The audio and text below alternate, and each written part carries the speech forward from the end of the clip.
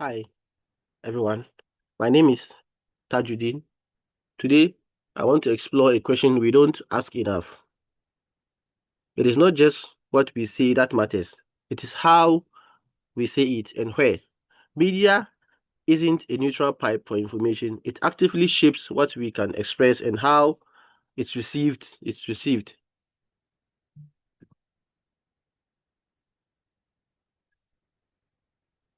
When we say media, we mean any channel that carries a message, from a face-to-face conversation to print, radio, television, and now social media platforms. Media theorist Marshall McLuhan argued that the medium itself carries meaning, not just the content inside.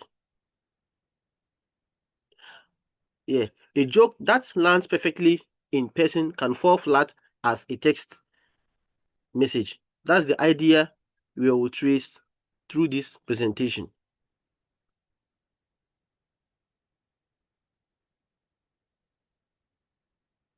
Every medium has built-in constraints, and those constraints shape our thinking. A 280 character limit forces complex ideas into slogans, which can flatten nuance. A visual platform rewards a striking image over a well-reasoned argument. Meanwhile, long-form media like podcasts or essays leave room for nuance and complexity. The container we choose changes the shape of the idea inside it.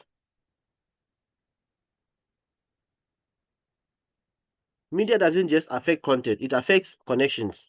In person, we read tone, facial expression, and body language. In real time, on a phone call, we lose the visuals but keep tone.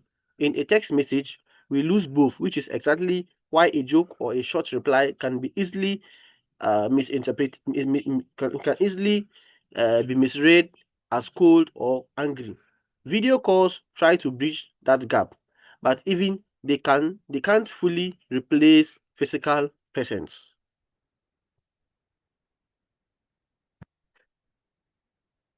On a larger scale, media shapes entire public conversation. Traditional outlets like newspapers and TV news acted as gatekeepers.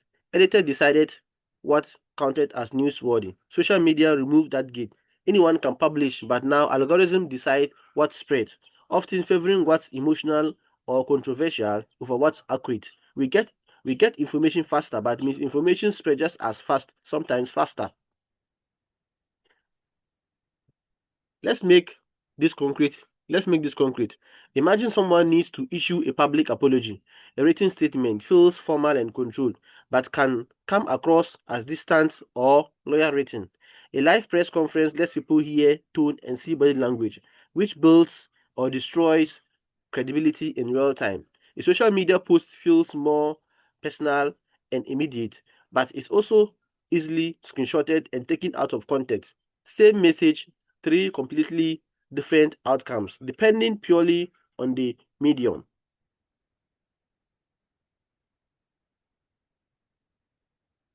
Because media shapes meaning so powerfully, media literacy isn't optional anymore.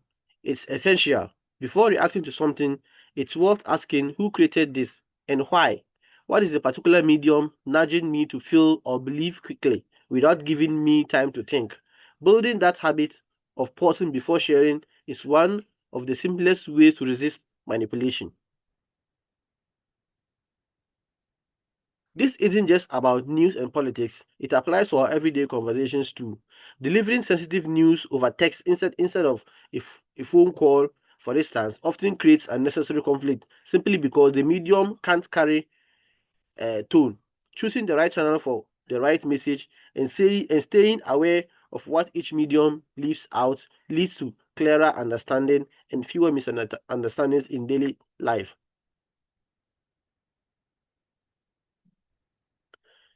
Thank you so much for watching. I'll leave you with one question to sit with. The next time you need to communicate something important, are you choosing your medium on purpose or just out of habit? I would love to hear your thoughts in the comments. Thanks again. Bye.